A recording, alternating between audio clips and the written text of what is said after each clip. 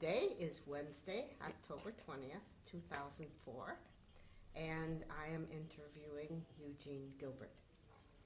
So, I would like to hear a lot about you, but let's start with a little bit. Your name and your wife and when and where you were born. Give us a little family history. Sure. Well, my name is actually Eugene Gilbert, but I think since high school I've been known as Gene Gilbert, and I never know how to sign my name. I was born in Detroit, August 24th, 1926. I'm married. My wife is Inez. Her maiden name was Inez Ritz. She's from New York. We met at the University of Wisconsin, and we did the very traditional things. We dated, we got pinned, we got engaged, and we got married. Did you belong to a fraternity that you got pinned? Yes, I belong to a Phi Epsilon Pi fraternity, and then we got married, moved to Milwaukee. She moved to Milwaukee because she was from New York. Had a small one-room apartment. This is right after, basically shortly after World War II. Moved to a bigger place, had a child, bought a house, had a second child and a third child, bought a bigger house a block away, and that was 43 years ago. We bought the second house, and we're still there. And where is that? In Whitefish Bay. Whitefish Bay, still live there. Mm-hmm. Was your family name changed when your family Yes, came yes. to? When I was in grade school, my name was Eugene Goldberg, and my father was a salesman, and he found that it was difficult to go by the name of Goldberg, and so he changed the name for professional reasons, I guess you'd say, as a salesman, and there was, anti-Semitism. You never know where it was, but it was there, and so they changed the name to Gilbert, which I happen to like. Did your family come, who came to the United States in your... Well, actually, my father, Morris Goldberg, was born in Milwaukee, and he was one of 7 children. His father, Joseph Goldberg, I think, was born in New York, and his mother, which was Doris Carger, was born in Connecticut. So on that side, I'm a third-generation Yankee. Yeah. And what did your father do to make a living? You said he was in sales? He was a salesman. He sold a multitude of things. He went to North Division High School, never graduated, finished 11th grade. And he was what you might have called a hustler. He worked in a carnival for, at least he told me, for a short period of time. I don't know what he did. And then he sold different things. In the 30s, he sold what was called suit clubs, where people would pay $1 a week, and at the end of the year, they'd get a suit. He sold insurance, auto insurance for the AAA or the Chicago Motor Club. We lived in Chicago for a while. And then he got into the roofing and siding business in the 30s, and he and a fellow by the name of Charlie Burston opened up the Badger Home Improvement Company, and they had a home improvement, his roofing and siding company. So did you live in a Jewish neighborhood then if you went to North Division? Was that area? No.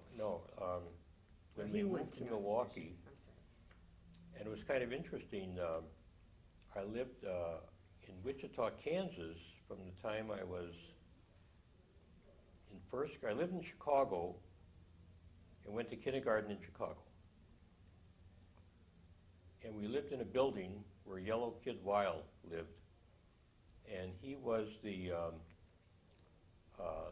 guy that they based the film The Sting on. Oh. And he had yellow spats, and that's why they called him Yellow Kid Weil. My mother said he used to play with me, and he was quite a con man, so I said, well, that's where I got that con man mystique. Anyway, after that, we moved to Wichita and Topeka, Kansas. My father had something to sell there, and it was some kind of an insurance thing, and had to do with cars, and I don't know what it was. And we lived in Wichita, Kansas for 5 years. I went from first, second, third, and fourth grade there. Maybe 4.5 years we lived there. But every summer we came back to Milwaukee, and I don't remember where we lived. But then when I was in fifth grade, we came back to Milwaukee, and we lived on 20th and Atkinson Avenue, which was sort of a little Jewish enclave. A woman by the name of Mrs. Lowe and her husband owned the building, 2 buildings, 18 apartments in each one. And there was just a multitude of Jewish families in each building. So it was not a Jewish neighborhood by any means. In fact, in grade school, there might have been 1 or 2 other Jewish kids, and in high school, maybe 4 or 5. And I went to Rufus King High School after Garden Homes Grade School. Then graduated, but before I graduated, when I turned 17, I enlisted in the Army Air Corps. And you couldn't get in at 17, but I enlisted in it, and they knew, I mean, there was no problem with my age, and they would ask you to wait. This is to become a pilot, and until you're 18. But then I was called up before I was 18 to go to Michigan State College, courtesy of the Army Specialized Training Program of sorts under the Air Corps jurisdiction. And then I went from there into basic training and that sort of thing. So did you become a pilot? I never became a pilot. The whole group of us didn't become pilots because at that time, this was 1944, they seemed to have a surplus of pilots, and they really didn't know what to do with us. So they sent me to military police school in Smyrna, Tennessee, and then they moved us to Chanutfield, Illinois, to sheet metal school, and then the war ended in 45, and they still didn't know what to do with us, so they discharged us. What was your Jewish educational background, your family? My family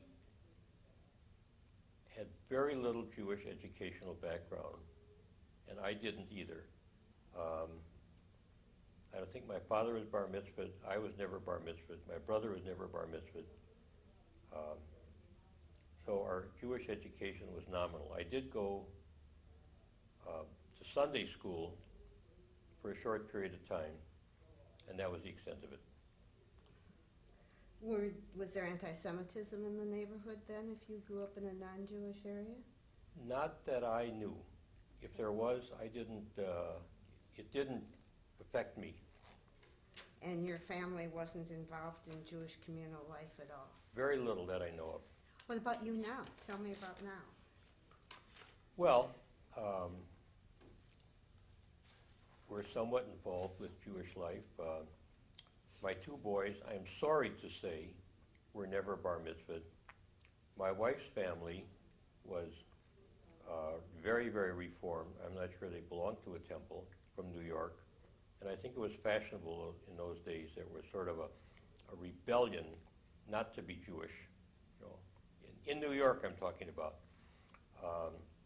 But they were Jewish, didn't deny it by any means whatsoever. But my wife's Jewish background was also minimal.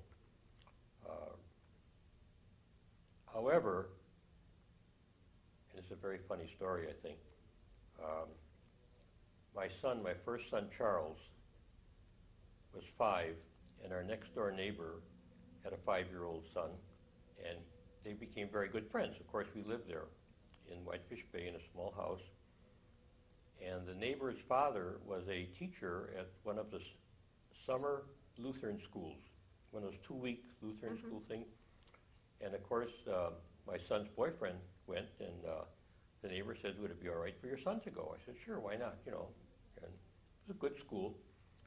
But one day he came home, my mother was there, and he was singing, "Yes, Jesus loves me." My mother was furious. At that moment, we decided to join the temple. And we did. We joined Shalom, and we've been members ever since. So I'm talking over about 46 years now.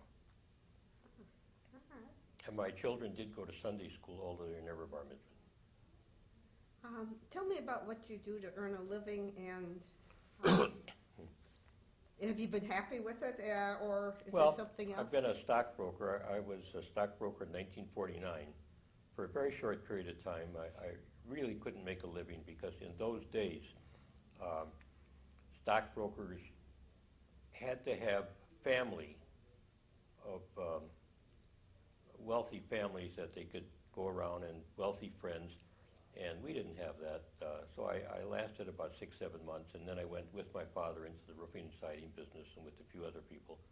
But I really wanted to be a stockbroker, so in 1962, I gave up that whole thing. I had 3 children, a little money in the bank, and I became a stockbroker, a trainee. And I've been doing it ever since. It was 1962, and I like it, and have been reasonably successful at it, and I'm still doing it. Never regretted the change. No. And most of my business was institutional business, pension fund business, away from individual business, and it was fun for me to do. What roles have you had in the non-Jewish community? Well, one of my main nonprofit or not charitable nonprofit organizations was the Milwaukee Turners, is the Milwaukee Turners, and I was a gymnast in college and in high school. I won a couple letters, 1 letter in high school and 2 letters at the University of Wisconsin in gymnastics. And when we had our first child, I wanted him to get into gymnastics, so we sent him down to the Milwaukee Turners. Took him down. He was probably 6 at the time. I had a wonderful instructor there, Jim Farkas, who was an Olympic champion from Hungary. And I sort of got involved in it and joined a class myself, a senior men's class, senior men being anyone over 20, so to speak, and joined the Turners. And my mother was kind of upset about that because the Turners in the 30s were supposedly an anti-American or Germanic organization. Some people said it was a Nazi organization, and that was very, very questionable. But, you know, things like that. And my mother could not understand how I could possibly join the Turners. Called the Deutsche Turnvereins, you know, I mean, yeah. The Bundestag. So, and a lot of the people in those days spoke German at the bar. I not only joined the Turners, I became president of the Turners in 1969, 70, and 71. I became chairman of the National Turnfest, which was held in Milwaukee in 1971, where we had about 1,000 people, or maybe 1,500 from all around the country come. I left the organization. There was a whole bunch of us left because of a problem. I came back about 12, 13 years ago, and this last April, I quit being president for 9 years. I was president for 9 years prior to that,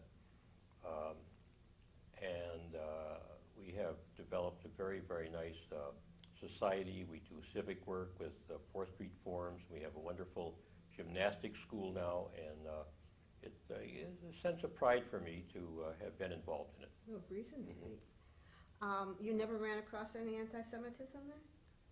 No. Interestingly enough, though, one of my friends from high school, and this was way back now, in, I'd say in the 50s, one of my good friends said to me, boy, he says, my father hates Jews. You know, and there was anti-Semitism there, but I never, ever ran across it personally, and they elected me the president and kept me the president for 3 years. I could have been president longer, but that was enough at those days. 1971, I resigned to become chairman of the National Turnfest.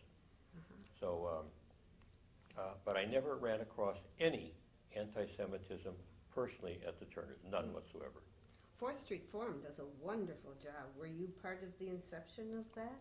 No, my friend Julie Kohler and several others created it, and I backed them on it. When I say backed them, not financially, but emotionally or morally, or I don't know how you want to state it, and it's become quite an entity unto itself. How do you connect to Israel? Pardon? How do you connect to Israel? Well, my wife and I visited Israel quite some time ago, probably 25 years ago, and I certainly support Israel. And like every other Jew, I think I take issue with some of the things they do there, and there's a debate as to whether they should do more peaceful things or more warlike things. But I'm a supporter of Israel. Have you been to Israel? Yes, yes. We traveled through Israel, and the kibbutzes and Masada, and did our thing there.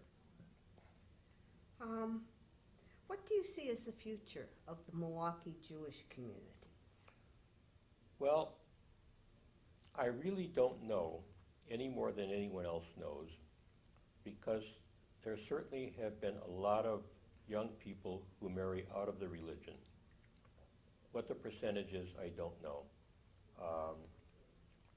But when I look at some of the young people who are the current leaders of the Jewish community, or the up-and-coming leaders, I say, we're doing okay, because a lot of the young people are coming up, taking leadership positions, going out to raise money for the Federation, for other causes, for the temple. And I belong to Shalom, and the temple is just massive. I think they have 1,200 families now. They have a wonderful rabbi there, Ron Shapiro. And so I see the Jewish population is doing okay, but there are problems, and part of it is a marriage problem. If somebody were to ask you what you have learned in life, or you were to leave a legacy, a statement, what would you say? That's a tough question. That's what I would say. What have you learned in life? I think, several things. One is to have patience. And another thing, when you go out to do something, is never say no to yourself. Don't shut the door on yourself. If you're going to sell something or do something or try to accomplish something, and you have to go to somebody else, let them say no if they don't want to do it, but don't say no on yourself. Okay. What are you most proud of? What am I most proud of? Well, I think my family. I have 3 children. My son Charles is the oldest. He'll be 52 next month. He's not married. My son Bruce is an Philadelphia attorney. I've got a Philadelphia lawyer in the family. He's actually a corporate lawyer. Has 3 wonderful, wonderful granddaughters. I do. He has 3 daughters. And I have a daughter in Minneapolis, Maggie. Maggie Gilbert. She's married, but she kept her maiden name, certainly professionally, and she's a senior manager at General Mills, and she's on television. And also have a nice grandson who's quite a little athlete. And I'm proud of my family. I mean, they've given me nachas. Do you have any regrets? Sure. There are things I've done financially, investment-wise, that haven't been so wise. And but like, so what? They're behind us. I think everyone has some regrets. I have really no regrets as to the course of my life. I told you earlier that my wife and I are celebrating our 55th wedding anniversary today. And we love to travel. We've been to 105 countries in the world. I've worked in 6 different countries through the International Executive Service Corps. I worked in Pakistan for 3 months. I worked in Poland. I've worked in Slovakia for another 3 months. I've worked in Bulgaria. I worked in India, and I worked in Zimbabwe. So we've had these wonderful, wonderful experiences. We love to travel, and this January, we're taking the creme de la creme of travel. We're going on a cruise around the world for 108 days. Oh, wow. And so we enjoy our life, and we really don't look too much for tomorrow, because we enjoy today and what we're doing today, and we just have a good time. Tell me a little bit about the Executive Service Corps. What is it? Well, One of the failures of my life was starting a mutual fund for the union movement because I was a pension fund consultant for a lot of the major unions here in town, the building trades, the retail clerks, the meat cutters, the state carpenters, the engineers, and operating engineers in Chicago. And because of that, this was in 1968, I got an idea of starting a mutual fund, which was very popular in those days, for specific areas, like doctors had their own mutual fund, that type of thing, or teachers had their own mutual fund. So I said, why not have one for the union movement, the organized movement? And I got a very prestigious board of directors from around the country who were very senior union officers, and even George Meany in those days knew about it. And we started the American Union Investment Fund. It didn't last but a year and a half. The times were bad, market was bad, and it was a no-load fund, so nobody could sell it and make any money. So it just sort of disappeared, and we dissolved it. But because of that, when I put an application in for the International Executive Service Corps, a friend of mine told me about it. I said, I don't know what they're going to do. My words were with a broken-down stockbroker, but I sent the application in. Lo and behold, they called me. Could you help start a mutual fund in Pakistan? I said, well, I could try. And so I went to Pakistan. And the funny story there is that I went to Pakistan to start a mutual fund, and I had friends here in this country who gave me all kinds of information, mutual fund people that I knew, and sent me all kinds of documents and everything, how to start a mutual fund. And so I was prepared. So I got there, and I met the owners, and a day later went back again, and he says, well, here's our mutual fund. I says, what do you mean? He says, well, this is our mutual fund. I said, well, I was supposed to come in and help you start it. He says, we couldn't wait. He says, we had a regulatory problem. We had to do it or we wouldn't be able to do it. So I said, well, what do you want from me? He says, we don't know how to run it. And I didn't know how to run it, but I knew how to run it better than they knew how to run it. And so I did really help them, and I was very, very helpful in, just by my knowledge of the investment business and associating with money managers across the country, I was able to give them some valuable information, and they appreciated it. What was the happiest moment of your life? Oh, I think having children. The saddest? Saddest. I lost my brother this year in March. And one sad moment of my life was when my son, Bruce, was 2 years old. He started bleeding, and the doctors diagnosed it as leukemia. And it turned out he didn't have leukemia, but he had the symptoms of it. It's called thrombocytic purpura, something like that. And there was about 3 or 4 days we didn't know. And that was, very sad, but it came out well. How would you like to be remembered? As a nice guy. I guess then, finally, is there anything you'd like to talk about that we haven't covered? Well, yeah. I told you my father was born here. My mother came from Russia, though, from Odessa. And I know it's a historical thing. And when you think about it today, she was 15 years old, left Odessa by herself. She came from a very nice family there. She went through pogroms that she told us about. Went to Paris, stayed with an aunt for a year, left Paris also by herself, and came to Canada on a ship that went the same way as the Titanic. It was very interesting, just a little while later. Her brother lived in Chicago, went up to St. Paul to meet her, came from Canada to St. Paul, took her to Chicago, and she lived there.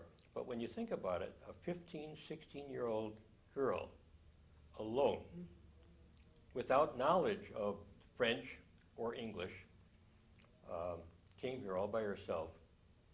And then from Chicago, there was some kind of an event here in Milwaukee during World War I, and she came here for a party or something and met my father, who was in the Army in World War I, and eventually they got married. So, you know, that's just one of the how did it happen type of things. Where did your great-grandfather on your father's side come from then? Germany. Germany? They were from, I think, and you know, it's hard to trace, but I think my father told me they were from Essen in Germany. And do you have any idea when they came here? No, but I did think I would try to get some information, you know, through the cemetery. A friend of mine did that for me and got the 1910 census, I think, and gave it to me. She was head up in geology here in Milwaukee, and she says, here's a start, you're on your own from here. And I think if I tried to go back a little further, I might get some information. Maybe not on my father's side, because one was born in New York, one in Connecticut, and unless I could find out where, I don't know what to do. But on the Carger side of the family here in Milwaukee, I might be able to get information, which would be my great-grandfather. You know. So one of these days, you know, we'll try it. Okay. Anything else you'd like to add before we wind up? Well, nothing that I can really think of. We covered a lot of bases here, and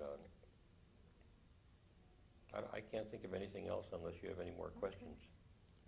The only other question that I didn't ask you, is there something about yourself that no one else knows? Probably a lot, but that's no one else's business. Okay. Yeah. Well, I thank you very much. It's been Okay, very thank you, Audrey. informative. Mhm.